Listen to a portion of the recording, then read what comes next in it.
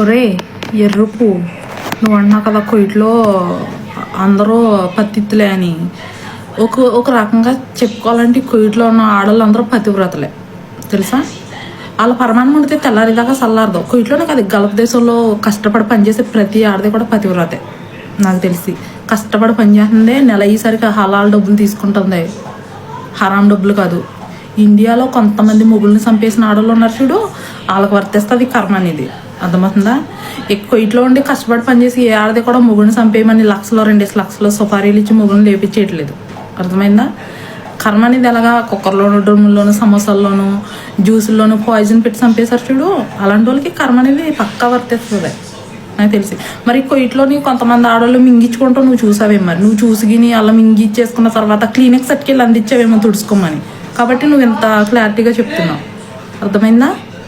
నీ ఇష్టం వచ్చినట్టు కామెంట్లు పెట్టావనుకో మెట్టితో దెంగేయవలసి వస్తుంది నేను. అర్థమవుతుందా. ఇంకోటి ఏంటంటే మరి నీ పిల్లము కొయిట్లో ఉందో లేకపోతే ఇంటికాడ ఉందో నాకైతే తెలీదు. మరి నీకు కుక్కరో డ్రమ్ము లేకపోతే జ్యూసో కూల్ డ్రింకో తెలీదు. వెళ్ళు సరేనా. వెళ్ళిన తర్వాత తెలుస్తుంది ఇంటికాడ ఉన్న ఆడవాళ్ళు ఎలా ఉన్నారు ఏంటో అని. సరేనా. ఇంటికాడ కొంతమంది ఆడలతో పోల్చుకుంటే కొయిట్ గల్ఫ్ కంట్రీలో ఉన్న ఆడవాళ్ళు దేవతలు రా. కాళ్ళు కడుకుని నీళ్ళు ఎత్తి మీద జిమ్ముకోండి. అర్థమవుతుందా. ఎంతసేపు గల్ఫ్లో ఉన్న ఆడవాళ్ళ మీద అడిగెడితే కదా మీ బతుకు, మీలాంటి వాళ్ళు బతుకు. మీ బతుకులు నా మెట్టెట్ట కొంతమందికి మాత్రమే ఇది. ఆడవాళ్ళు ప్రాణాల మీద అడిగేసి వాళ్ళకి ఇది.